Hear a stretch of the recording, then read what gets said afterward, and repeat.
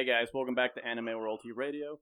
Today, I should probably introduce myself. I don't know. We've been on a small hiatus.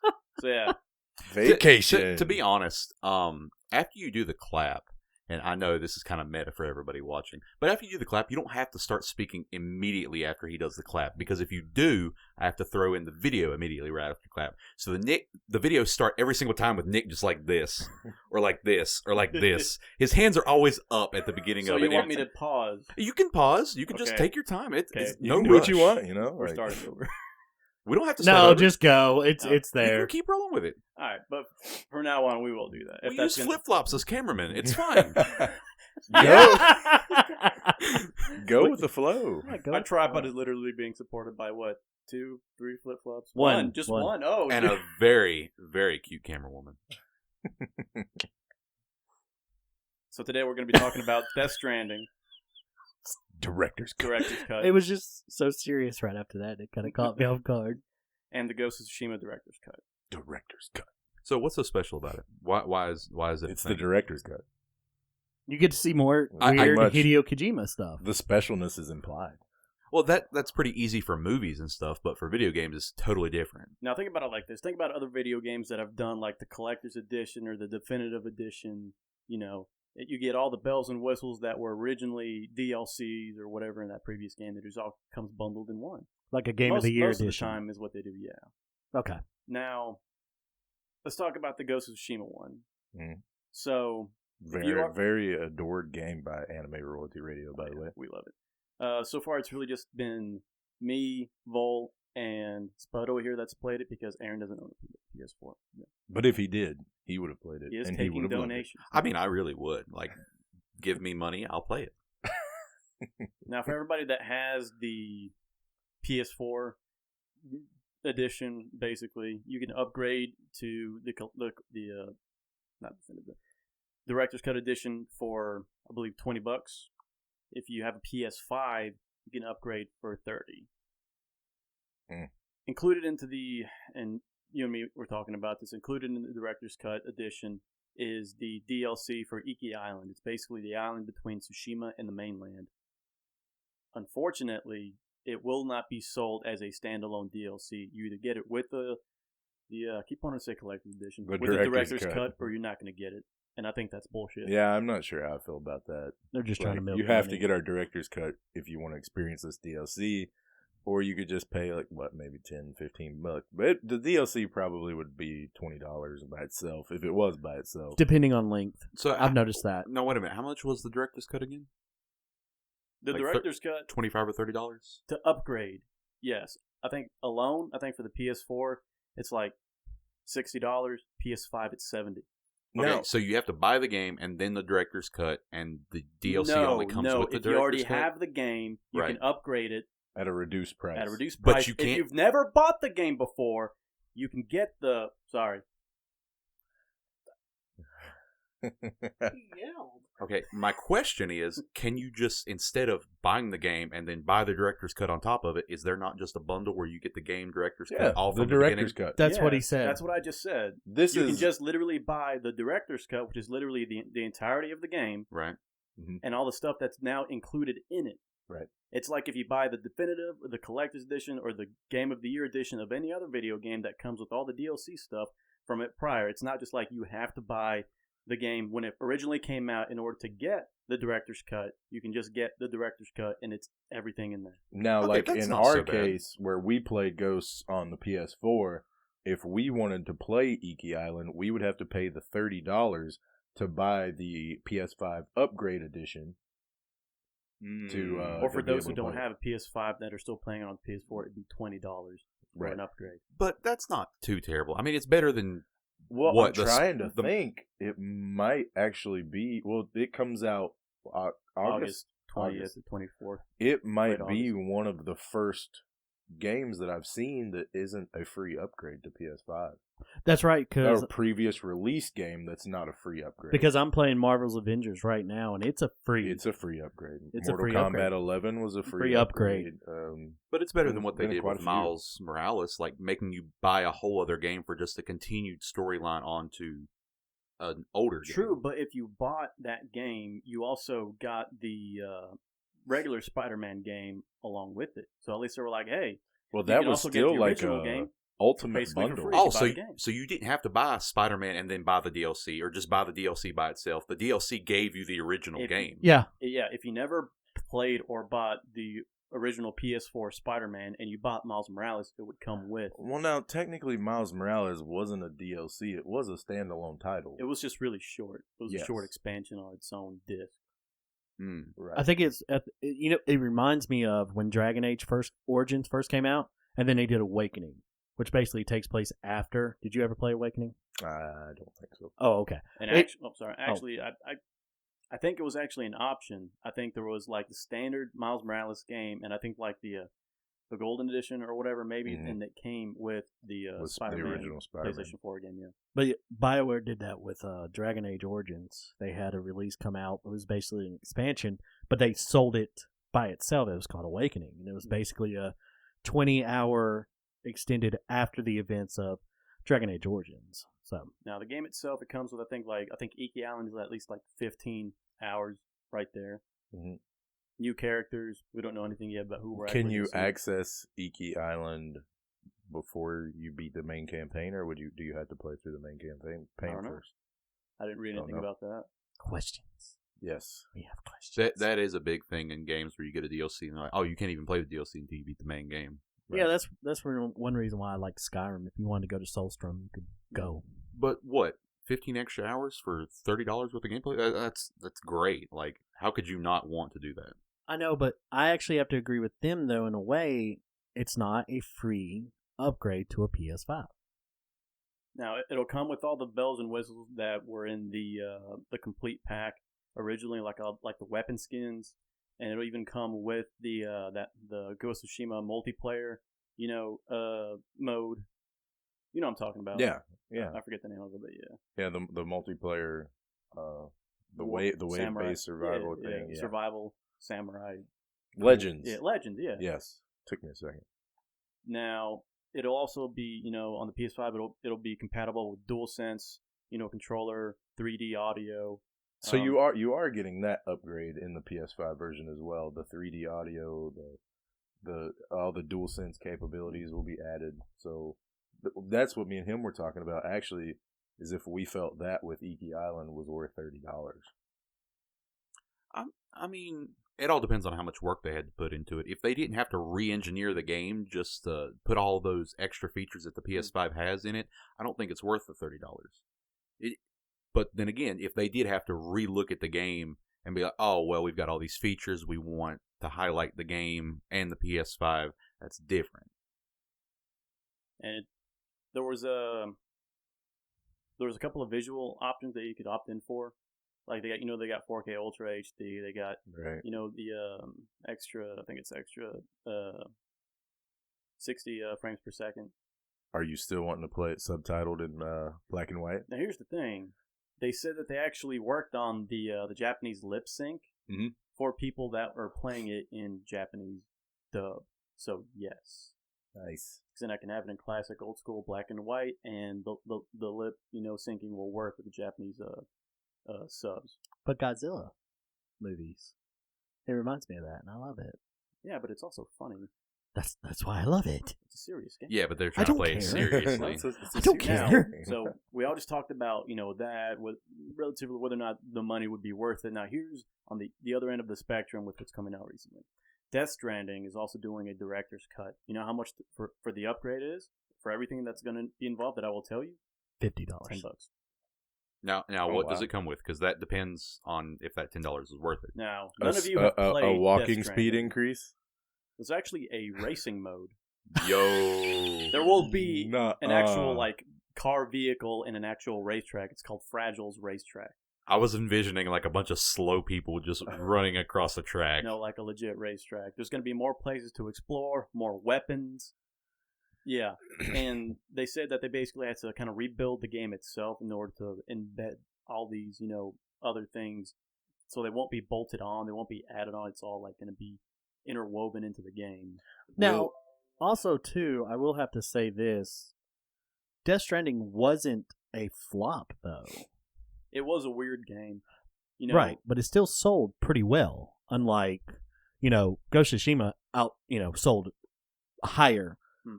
But it is a little weird that they're charging $30, whereas some Death Stranding is only charging $10, and they rebuilt the game. Yeah, they actually had to go back in and change a lot of things, and then they're only charging $10. That's now. Will people that have I assume there's a PS5 upgrade as well. That's what I was talking about. Okay, so the people that have it on PS4, will they be able to get all of that as a DLC on PS4 for $10, or do they have to upgrade to their director's cut as well? I'm not sure. I think it might just be $10 to upgrade across the board. Okay, that's still not bad. Not at all. Not compared to Ghost of Tsushima. Yeah, and you don't have to eat the baby to increase your walking speed. I feel like everybody wins there. But I would like for it to be an option. So it seems that they're relying on the heavy popularity of Ghost of Tsushima to give them that extra bit of money. Oh, they are. Yeah. Oh, absolutely. They know it sold over 200 million copies, and they're like, people love this. I mean, not only that, people made trips to Tsushima to see it. Yeah. There are people still debating the game of the year, the game award. Yeah, where Last of Us 2 where did not deserve it got the award. That is still going on. Last of Us didn't deserve it. I don't give a fuck when anybody says it should have been Ghost of Tsushima. Oh yeah, and I didn't even play it. But this paywall, though, it's a bit of a walk in the wrong direction for the franchise. It is. This is definitely, you would see EA doing this. Yes. Rocksteady for GTA. This is something I would see them doing. I don't see... Or Bethesda. I mean, how many times did they update Skyrim? And you had to pay more for it. Remember back on the PS3. You had the regular edition, got all that, then they gave you the Legendary Edition. You still paid what? An additional... You bought the game for $60. Then they released it for the new gens. Same damn thing. Then they released it for the Switch. $60 again. Yeah. I mean, they know what they're doing. I don't know... Where's my PS5 upgrade of Skyrim? I don't know what Sucker Punch is thinking, because that's the company that made the game. But they also did sell glow-in-the-dark condoms as, collector's edition stuff when they were selling, not Last of Us, Infamous Second Son. Glow-in-the-dark I condoms. forgot about that. I don't know. I think this is a way for them to catch up to the bigwigs in the development industry, whatever, studios. Now, we talk about it like the $30 is going to keep us from getting it when we both know it's not. So no, because like you said, the Don will most definitely be playing Iki Island on the PS5. Oh, so. No doubt, and they're betting on that. They know how popular it is, and they know how strong their fan base is. They're like, yeah, you're gonna gripe about it, but here you go. Give us the $30. Go ahead, just do it already. Shut up and take my money. Yeah, basically, but we're gonna gripe about it. Yeah, but shut up and take our money. Yeah, you're totally right. That's just what it is. Indeed. Oh, is it my turn now? Yes. Okay. I don't know. He seems done. He's nodding his head. I think he's done. I'm signaling. Signal me. We know you're single. It's okay. We love you. So he about said single. It was funny. Sadness. You need a hug. Indubitably. Not from you. Do you need a hug from me? From behind? This just now got weird. Okay. So big news from CGC. You may have seen it. You may not have. If you're not a big CGC person, then recently CGC has been getting really, really big into trading cards. And everybody knows they dominate the comic book world. I know there's a lot of people that are like, oh no, PGX and CBCS. And I know a lot of people have their gripes with CGC, but they dominate the comic book collecting They world. really do. Their stuff sells for more. They changed the market completely with their survey system and their census of everything that's been submitted. It's changed the game, and there's no doubt they've made a lot of money. And recently, in the past year, they've been getting into trading cards just because they know how popular trading cards are. I found out a couple of my X-Men cards are worth over $200. I told you. Yeah, and the set's almost complete in the official book. But besides that, now that they've changed CEOs and they're owned by a different parent company, they're moving into another direction. I think that they're trying to become more profitable as now that COVID's over and everybody's still spending the same amount of money that they did on their hobby equipment, video games, comic books, trading cards, collectibles, all that stuff. They're trying to cash in on another market that is video games. So CGC has now created their own division for video game grading. Now, let's be honest. I don't think there's anybody else grading games right now. Not true. Oh, I'm wrong. Now, granted, there's no big names. Okay, that's what I guess. That's why I was in European countries and other stuff like that. There's thousands, I mean, hundreds of thousands of no-name companies. Like, yeah, send your game in. We'll grade it. You might not get it back. Maybe. I don't know. We'll see. So it's kind of sketchy. You don't know. You don't know. It's just a random company. Like, yeah, give me your game. I'll grade it. Sure, why not? No, you don't know anything about them. But the two big names that everybody seems to know of was WATA, WATA, and VGTA. They're the two big companies. But apparently WATA's the one here in Northern America that everybody seems to know of. And it's not like it's got a crazy big following. It's got enough know-how for you to be like, oh yeah, I've heard of those guys. Okay. And it's nothing crazy. It's like what is it? Whataburger. We know of Whataburger. We've never seen one. I've never been to California. There's a Whataburger in Mooresville.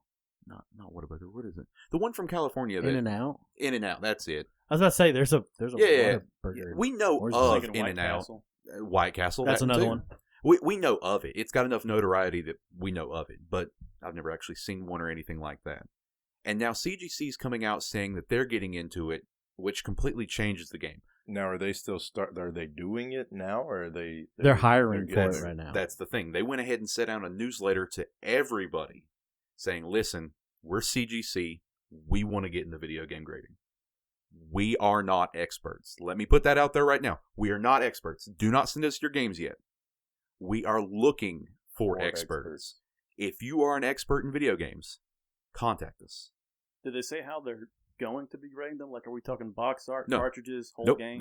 Nope. They said, we have no idea what we're doing. We want experts to come to us, tell us how to do this. This is your chance to let us know what the perfect video game grading system is.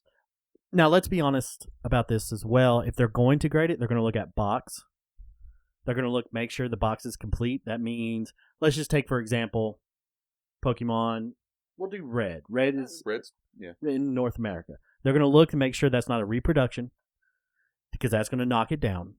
They're going to look, see if it's the original box, and inside that box, they're going to make sure that the holder for the game cartridge is in there, and everything, yeah, and all the books. Probably every single manual that was in there, because it came with more than just one. The game manual, the health and safety manual. Yep, all that. They're going to have all that on there. See if there's any type of discoloration, everything like that, and then they're probably going to seal it up.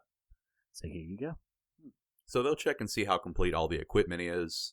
That can go with any game. If you have a video game in just a random case with no cover, it's not going to be as good as a video game that's in its original case with its original cover.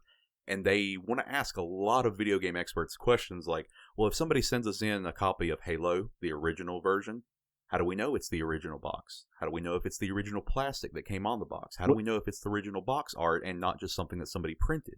With all the original, all the reprints and reproductions of the Pokemon games alone, mm-hmm.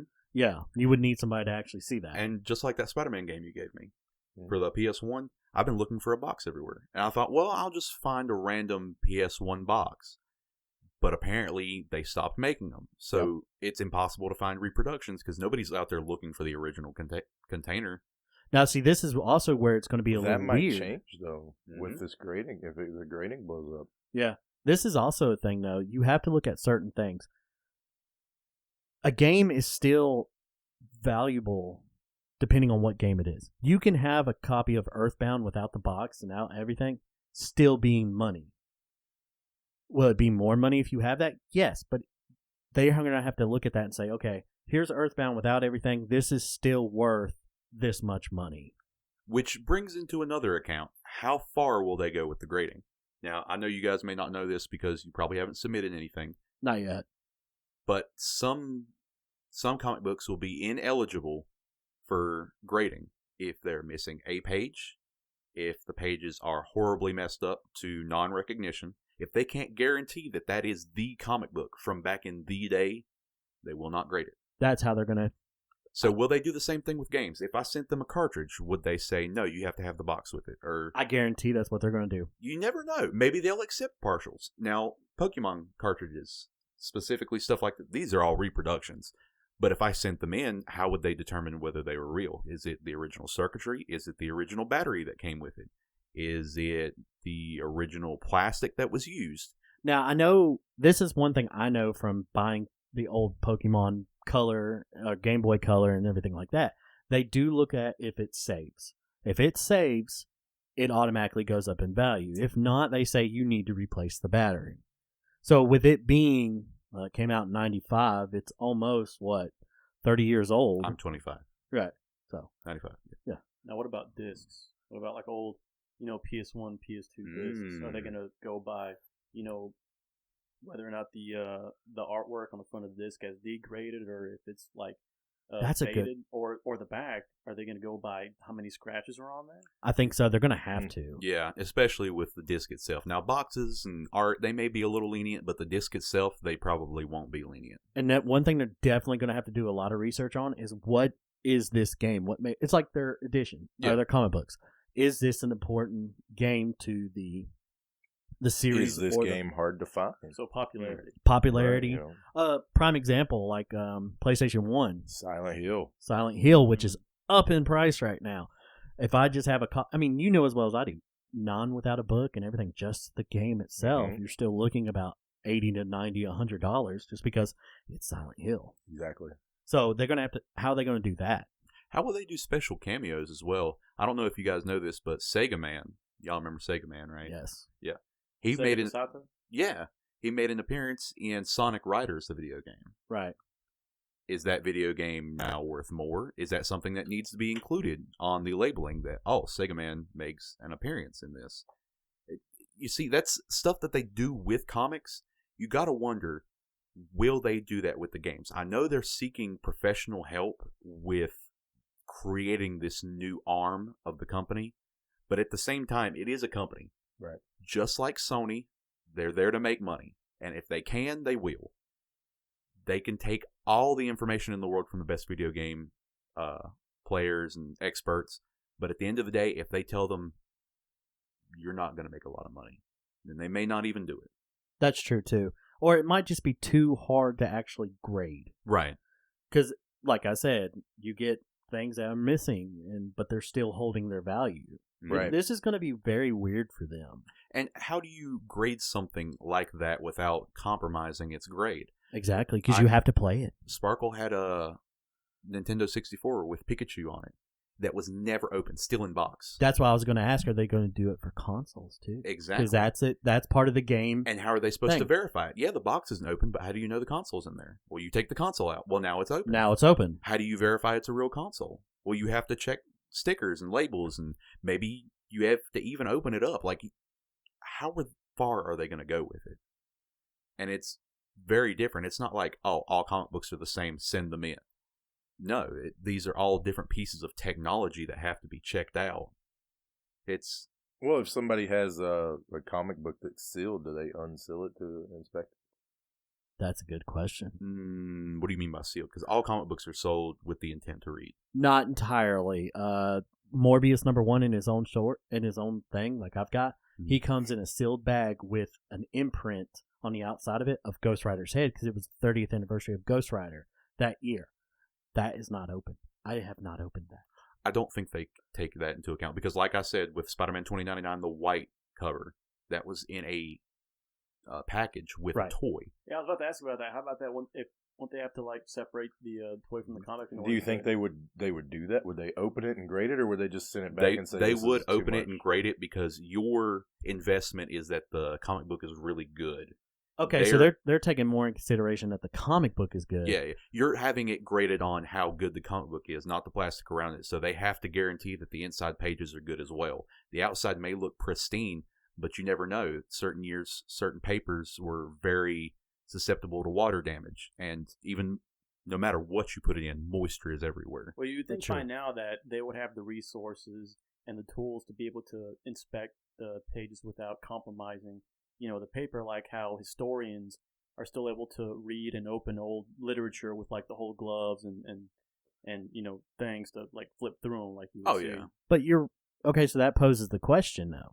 If I give them a sealed Pokemon Yellow that I know is sealed, that I bought, let's say 95, and I've kept it or 96, 7, whenever it came out, never opened it, never did nothing like that to it, do I allow them to open it and disgrace it to that point? I guess the only thing they can do, because I have seen graded stuff that hasn't been opened. That big YouTuber that has the really fancy gaming setup, he has an original Game Boy still in the plastic wrap, like in the plastic wrap in a plastic container. This doesn't want to stay up this fall.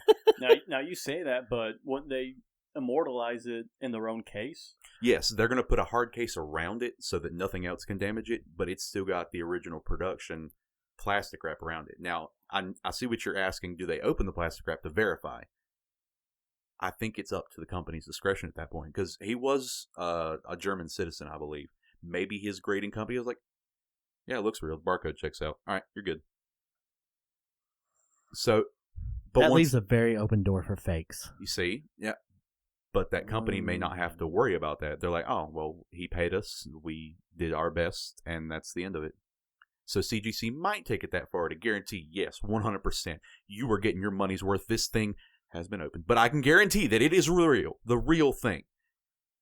But in games, you devalue when you open it. Mm-hmm. But wouldn't it increase in value after it's been graded? That's a double-edged sword. They could also just reseal it. This is true. Now,